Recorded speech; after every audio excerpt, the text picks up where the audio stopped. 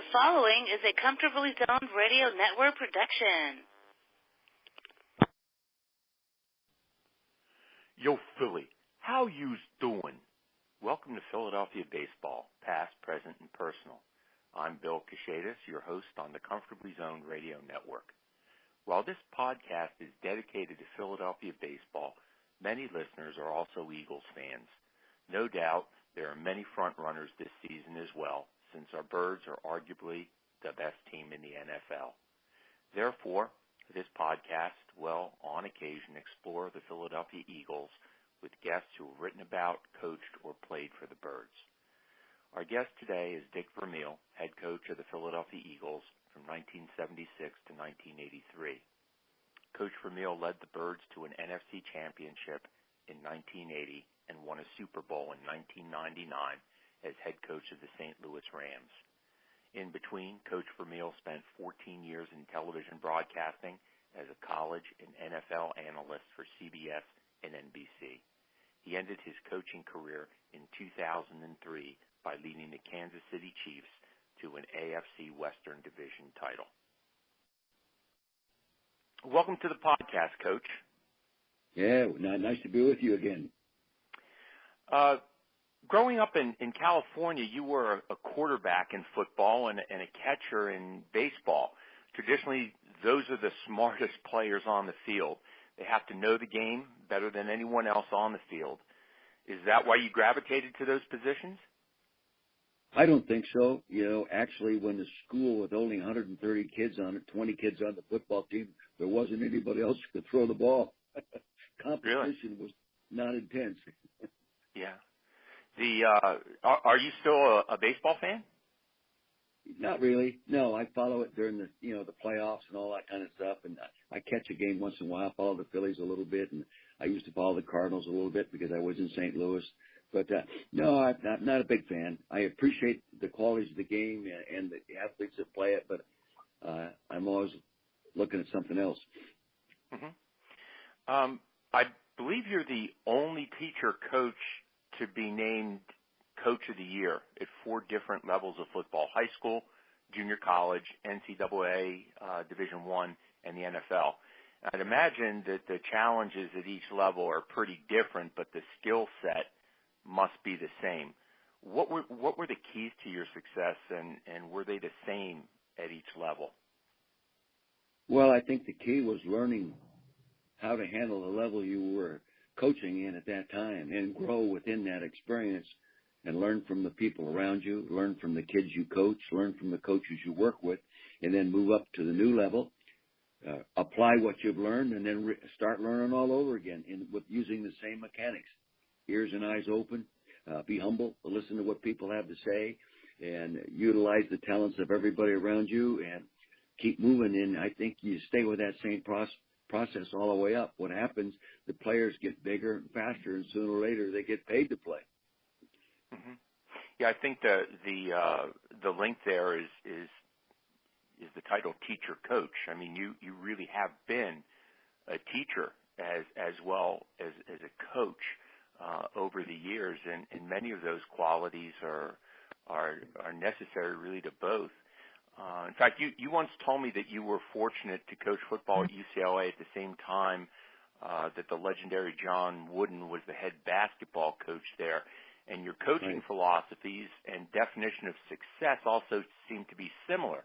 Wooden was an extremely successful coach, leading the Bruins to a record 10 national championships. But that's not how he defined success. Success for Wooden was, and I quote him, peace of mind attained only through self-satisfaction in knowing you did the best of which you were capable. And he was revered by his players because of the impact he had on them as human beings. In education, that philosophy is lauded. But when you get to Division I in the NFL, everything else seems to be secondary to winning. How have you been able to balance the two? Well, first, Bill, you have to be yourself. And fortunately for me, I've always had the ability to connect with people. I think they call that the left side of the brain, the emotional side of the brain. It's always come natural to me. And I've never really thought about it it just happened.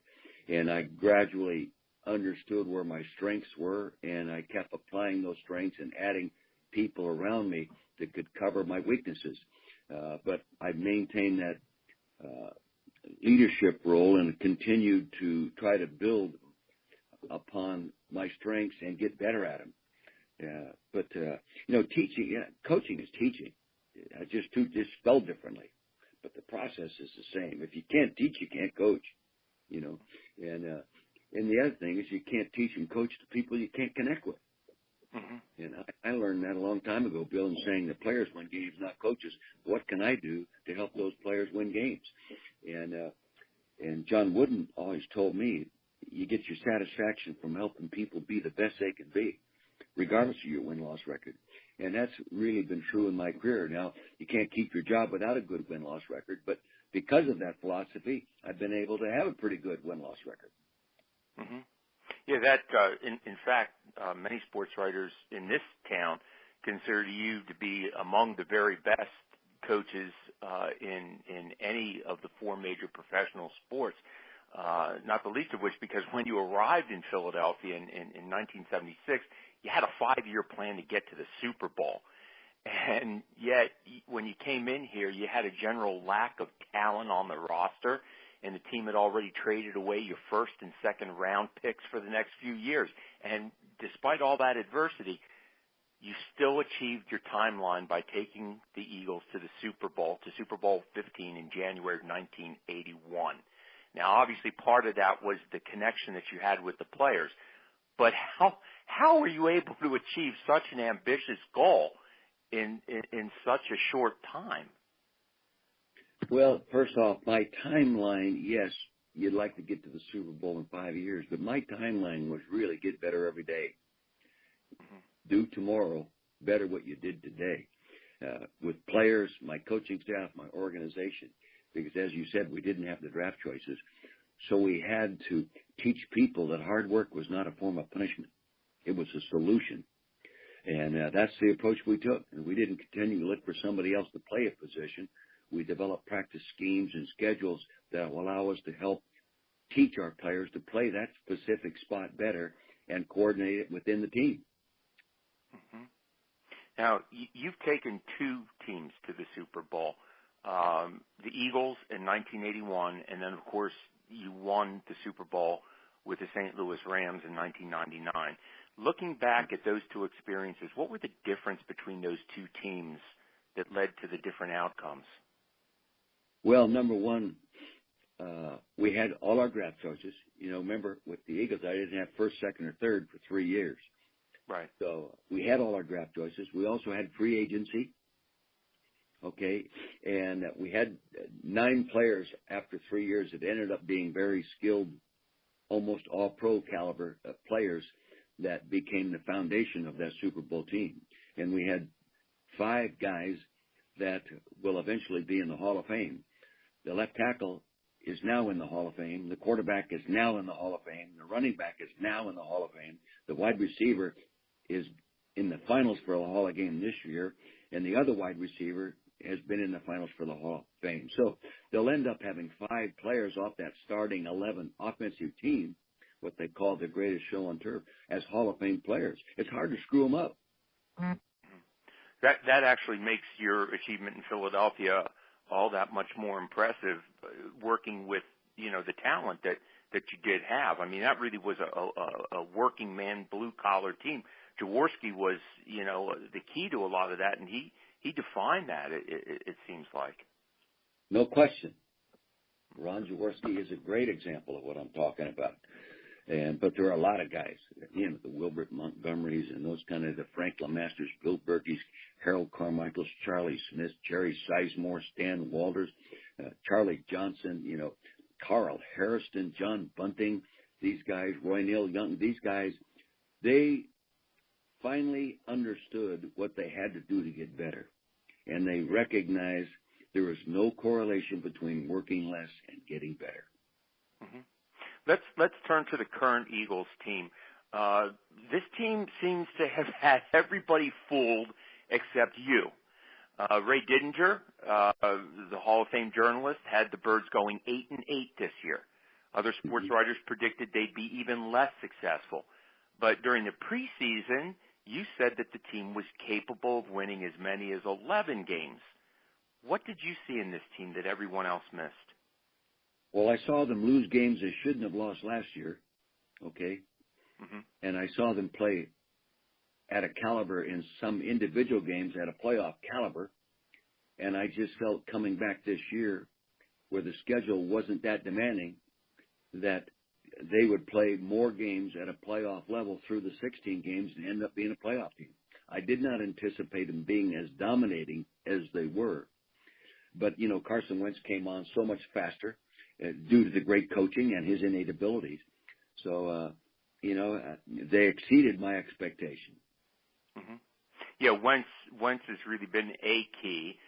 He seems to have the poise, the intelligence, and instinct of really a seasoned quarterback.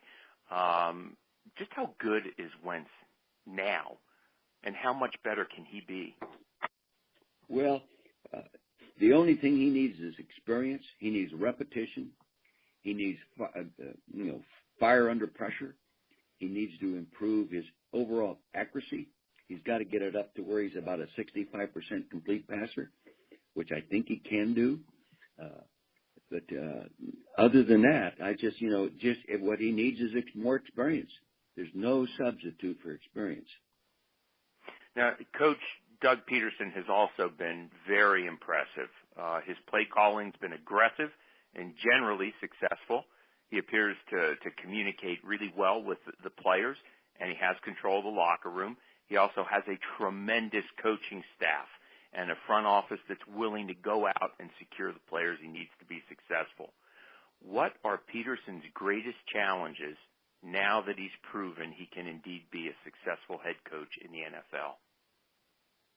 Consistency. The future is now in the NFL for a coach.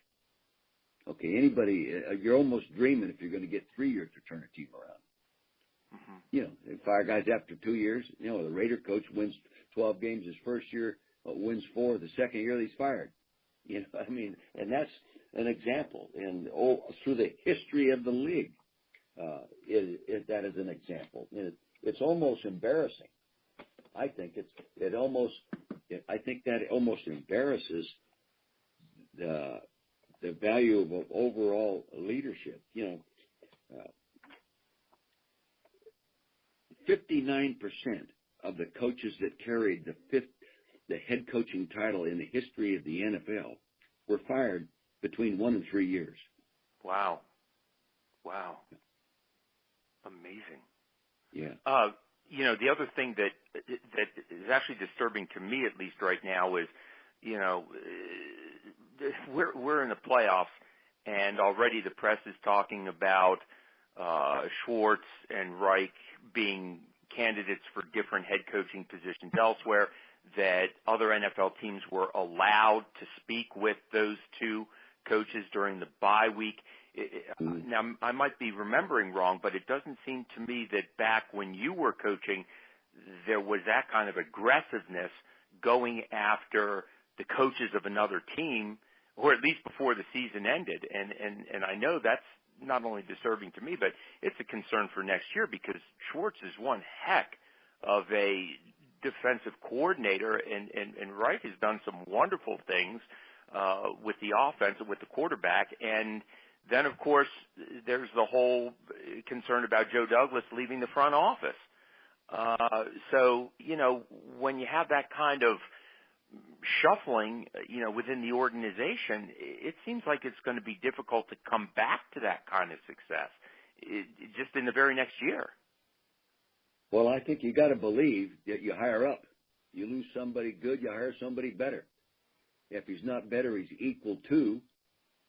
And it brings fresh new ideas and approaches in. It's stimulating, and you find a way to get better. This is typical of what's going on today. The big thing for coaches today is hiring the right people, keeping them if you can, but if you don't help them get promoted, then you can't get the good people that will be worthy of a future promotion. Mm-hmm. Mm-hmm. You got it. That's just that's good. You just can't make a mistake in rehiring. Paul Owens used to say, the former general manager of the Philadelphia Phillies, that he was always looking to hire someone good enough that would end up replacing him. And that's what it seems like, you're talking about. And that's a trick. I mean, that's a trick. No, that really is, you can't have so big an ego, you don't want to have somebody around you better than you. Right. One more question for you.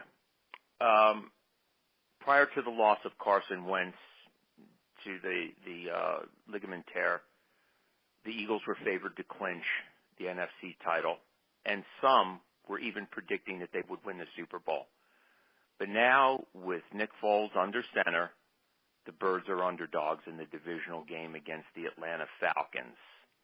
Now, on one hand, you can't do anything worse than telling a Philadelphian or teams in this city that they can't do something. That's a great motivation for them. But on the other hand, Wentz was such a key to this offense. Do you think that this team has the talent, the mental toughness, and the discipline to win in the playoffs? I think they have a good chance. The opportunities aren't quite as good as they were. When you lose a quality starting quarterback over the years, it's a 7 points a game loss. Wow. And that's my thinking and a lot of other people's thinking. Now, somewhere then the defense has to play better. And Nick Foles can play and play well. But can he do it in a big game? I think he can. He's going to have to. Atlanta Falcons is a better team than they're being given credit for. They played a much tougher schedule this year than they did a year ago. It's a hell of a lot easier to beat the losing teams and keep losing teams losing. This year they played 10 winning football teams. They played 10 winning teams. Last year they didn't play. Plus, this year they played 7 playoff teams. They only beat 5 of them. But they played 10 winning teams, beat 5 and lost 5. And that's the normal average. But when the Eagles only played, I think, 4 winning teams the whole season. They won 2, lost 2. So they're a better football team than given credit for. Yeah, I think we are getting a bit ahead of themselves. We knew that the schedule was going to be lighter than what they had played last year. And, again, maybe this is just part of the development and things still, need to progress. Maybe we're still a couple years away. You never know really how a schedule is going to be until the season's over. Because some winning teams become losers and some losing teams become winners. But at the start of the season, you can predict. Here you're playing these 8 losing teams and you're playing 8 winning teams. Okay, 8. If they all remain the same, chances are you're going to break even against the winners. You just got to keep the losers losing. Well, in any outcome, this has still really been a very, very successful season for the Birds, and I think we all have a lot to look forward to in the future. The whole organization did a great job. Howie Roseman ought to be Executive of the Year. The coaching staff is a quality. Doug could be the coach of the year. He won't be. It'll probably go to the young coach in Los Angeles, and he's deserving. But the caliber of coaching was outstanding. There were no flaws. And I felt for a while that he was a little, maybe gambling a little too much, and that gradually backed off. He started out throwing the ball too much against Kansas City and lost. And he didn't do that again. So I think he's grown into a real fine head football coach. Coach Vermeil, thanks for being with us.